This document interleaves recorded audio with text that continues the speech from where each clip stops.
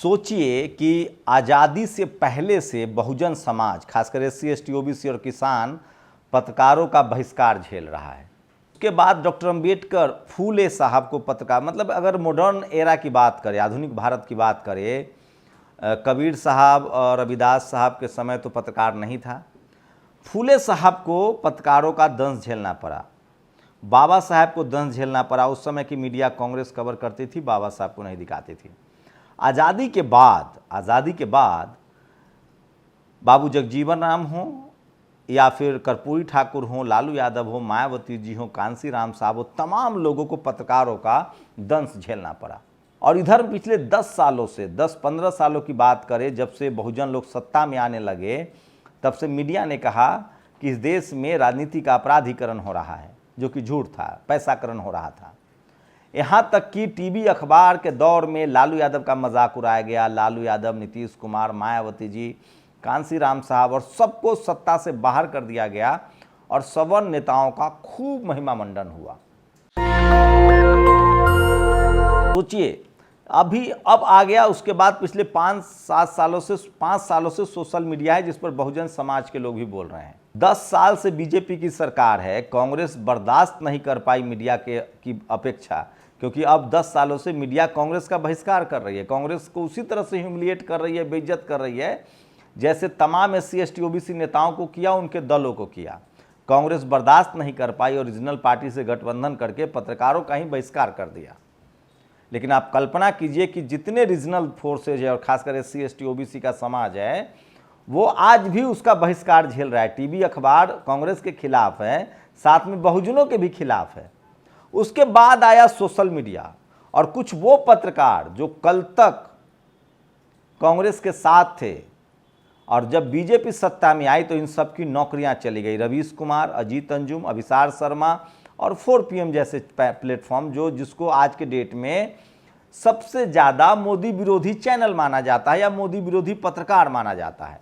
और आप जानकर ताज्जुब करेंगे कि इसको SC ST OBC Bahujan Samaj के लोग सब देखते हैं और ये सब के सब सोशल मीडिया पर हैं। लेकिन आप जानकर दंग रह जाएंगे कि ये चारों पत्रकार, रवीश कुमार, अजीत अंजुम, अभिसार शर्मा और 4PM जो है, वो जाति को लेकर आज भी उसी तरह की पत्रकारिता कर रहे हैं जैसे ये लोग पहले टीवी में करते थे या टीवी वाले करते हैं। अब पहले रवीश कुमार की बात बता दूं। रवीश कुमार अब NDTV से हट गए हैं। NDTV में कभी कोई दलित पिछड़े पत्रकार नहीं रहे, वहाँ भी रिजर्वेशन का मुद्दा नहीं उठा। उनका एक सबसे बड़ा जो बहुजन समाज के हीरो बने, उसका कारण था कि बाबा साहब अम्बेडकर जो संसद मार्ग पर जो बाबा साहब के जो अनुयायी आते हैं, उनकी जयंती पर, उसको उन्होंने दिखाया। उसके बाद वो स्टार बने। उसके बाद NDTV से नौकरी चली गई। अब रवीश कुमार जो है वो अपना यूट्यूब चैनल चला रहे हैं। लेकिन रवीश कुमार के यूट्यूब चैनल का जब इधर आकलन कीजिएगा, 100 जो OBC महिलाओं के रिजर्वेशन में OBC को रिजर्वेशन नहीं था, उस पर उन्होंने 100 जरूर किया है। लेकिन वहीं उन्होंने अपने अपना जो जातीय एंगल है, धार्मिक एंगल है, उसको बनाए रखा है। अभी द साइंस जर्नी ने उनके एक रिपोर्ट को लेकर कहा है कि जिसको वो थाईलैंड का ब्रह्मा टेम्पल बता रहे थे, वो दरअसल बुद्धिस्ट टेम्पल है। एक तो वो, दूसरी बात, अभी सोचिए, रवीश कुमार जो देवरिया में मामला हुआ है, उसमें जिस तरह से बुलडोजर चल रहा है, उस पर उनकी चुप्पी है।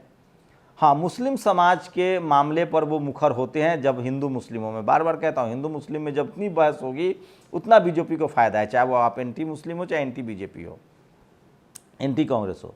तो रवीश ने अभी तक जाति जनगणना का मसला हो, उस पर भी कोई कार्यक्रम नहीं बनाया। मतलब कि वो अपनी जाति की अधिकारों के साथ हैं और वो जाति जनगणना से सहमत नहीं है, जो एक SC ST OBC का मुद्दा है। मैं सिर्फ जानकारी दे रहा हूँ, ये भी एक जानकारी है। तो रवीश का कोई शो जाति जनगणना पर नहीं आया है। प्रेम यादव को लेकर उनका कोई ओपिनियन नहीं है, जबकि हर मामले पर वो ओपिनियन रखते हैं। अजीत अंजुम का भी यही हाल है। OBC महिला आरक्षण में OBC आरक्षण पर उन्होंने लक्ष्मण यादव का एक वीडियो जरूर डाल दिया, लेकिन प्रेम यादव का मामला हो या जाति जनगणना का मसला हो, इस पर भी अजीत अंजुम का कोई राय नहीं है, कोई ओपिनियन नहीं है, कोई वीडियो नहीं है। अब आते हैं अभिसार शर्मा। अभिसार शर्मा का न तो OBC रिजर्वेशन, महिला आरक्षण में OBC के SC ST के रिजर्वेशन पर कोई मसला है, न प्रेम यादव पर कोई वीडियो है, न जाति जनगणना पर उनका कोई बयान है, जो सबसे बड़ी खबर है। तो सोचिए, जाति जनगणना हो या प्रेम यादव हो या फिर OBC में महिलाओं SC ST का रिजर्वेशन हो, ये वो खबरें हैं जिस पर टीवी अखबार चुप है, जिसको आप मनु मीडिया कहते हैं, गोदी मीडिया कहते हैं, लेकिन उस पर सवर्ण समाज का सोशल मीडिया भी चुप है। ये आपको बड़ी विडंबना नहीं लग रही है? मैं इसीलिए कह रहा हूं कि कोई कांग्रेसी हो सकता है, बीजेपी का विरोधी हो सकता है, लेकिन जरूरी नहीं है कि वो SC ST OBC के संवैधानिक अधिकार के साथ हो। कोई बीजेपी का हो सकता है, वो तो भी अगर वो SC ST OBC है तो वो हो सकता है कि जैसे गोपीनाथ मुंडे, हुकुमदेव नारायण यादव, ये सब SC ST, अनुप्रिया पटेल भले गठबंधन में है, लेकिन वो बोल चुकी हैं कि हमको जाति जनगणना कराना पड़ेगा और SC ST OBC को रिजर्वेशन देना पड़ेगा। तो जब आप खबरों को देखें तो जब जाति के हिसाब देखेंगे तब दूध का दूध और पानी का पानी हो जाएगा। अभिसार शर्मा हो या अजीत अंजुम हो या फिर 4 PM के संजय शर्मा हो, ये चारों सवर्ण समाज से आते हैं और इनको सूट नहीं करेगा जाति जनगणना पर डिस्कोर्स तैयार करना या ओपिनियन देना या फिर जाति जनगणना के पक्ष में ओपिनियन देना। ये संभव नहीं है। तो बहुजन समाज के लिए जैसे टीवी अखबार ने उनको अछूत बना के रखा, अनटचेबल बना के रखा, उसी तरह से सोशल मीडिया के जो सवर्ण पत्रकार हैं वो भी जाति जनगणना को लेकर या फिर प्रेम यादव को लेकर या OBC रिजर्वेशन को लेकर चुप्पी है। इसलिए मैं कह रहा हूं कि आपको ये सारी खबरें द बीक पर मिल सकती है, नेशनल दस्तक पर, दलित दस्तक पर, मुकनायक पर भी मिल सकती है, तमाम जो SC ST OBC के 2-4 लोग हैं उस पर मिल सकता है। लेकिन विडंबना देखिए कि इस देश के तमाम SC ST OBC के लोग उन्हीं खबरों चैनलों को देख रहे हैं जो बहुजन समाज का नहीं, सवर्ण समाज के लोग चला रहे हैं।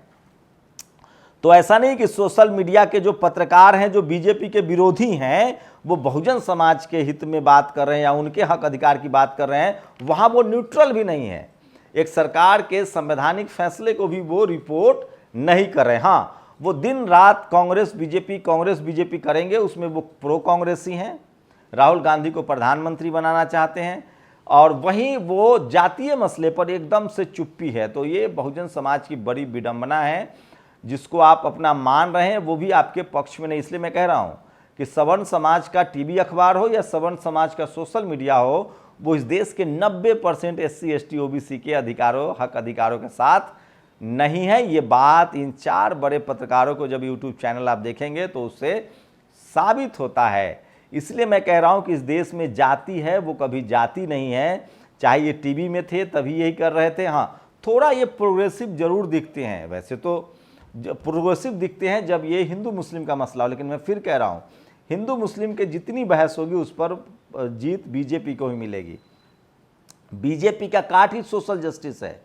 आज कांग्रेस भले OBC कर रही है, कांग्रेस भले जाति जनगणना की बात कर रही है, लेकिन ये सारे सवर्ण पत्रकार जो खुद को कांग्रेसी कह रहे हैं, प्रो कांग्रेसी हैं, कांग्रेस के पक्ष में बात कर रहे हैं, बीजेपी के खिलाफ बात कर रहे हैं, वो भी जाति जनगणना पर कोई ओपिनियन नहीं दे रहे हैं, कोई राय नहीं दे रहे हैं, कोई खबर नहीं बना रहे हैं, क्योंकि उनके जाति का हित वहां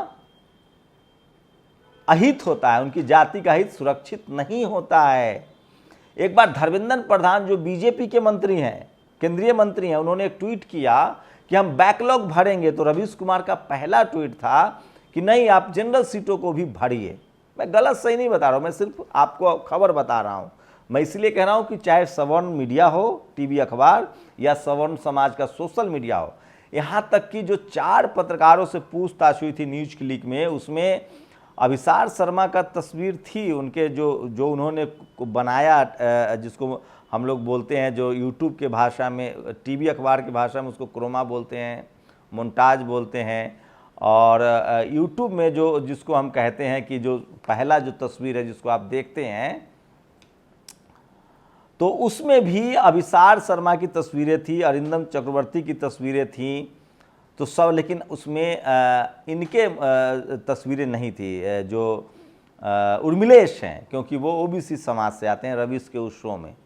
तो ये फैक्ट है, आप इसको जाके चेक भी कर सकते हैं। तो अब तक इन तमाम बहुजन SC ST OBC के, और मैं जब SC ST OBC की बात करता हूँ, आप मुसलमान हो सकते हैं तो भी 90% आप OBC ST हैं, आप सिख हो सकते हैं तो भी SC और OBC हैं।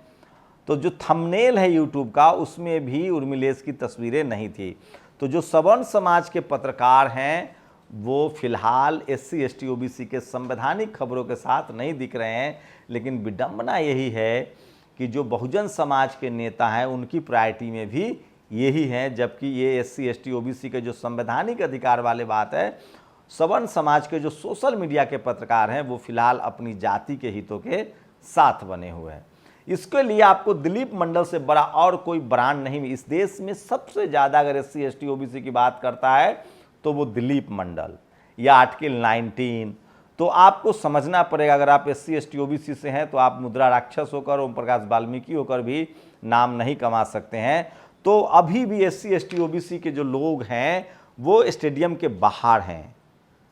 मैच खेलने वाला पक्ष और विपक्ष सवर्ण समाज बना हुआ है, कोई प्रो कांग्रेसी है, कोई प्रो BJP है, लेकिन SC ST OBC के संवैधानिक अधिकारों की बात करने वाला अभी भी कुछ SC ST OBC के लोग हैं, जिसमें बड़ा नाम दिलीप मंडल हैं, सबसे बड़ा नाम।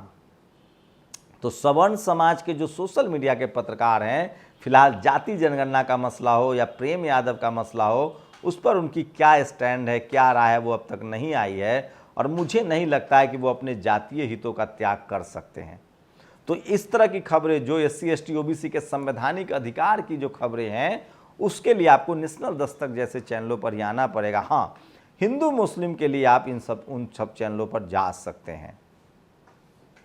कांग्रेस और तो इसलिए मैं कह रहा हूँ, कोई प्रो कांग्रेसी हो सकता है, कोई प्रो BJP हो सकता है, लेकिन SC ST OBC के जो अधिकार की बात करता है वो SC ST OBC के ही लोग हैं। आप लोग की क्या प्रतिक्रिया है? अपनी प्रतिक्रिया जरूर दीजिए। शुक्रिया। नेशनल दस्तक की आपसे गुजारिश है कि अगर इसको बचाना चाहते हैं तो नेशनल दस्तक को सब्सक्राइब करने के लिए रेड कलर के सब्सक्राइब बटन को दबाएं, फिर बेल आइकन की घंटी दबाएं। नेशनल दस्तक को बचाने के लिए बहुत जरूरी है कि हर खबर को शेयर करें, लाइक करें, कमेंट जरूर करें।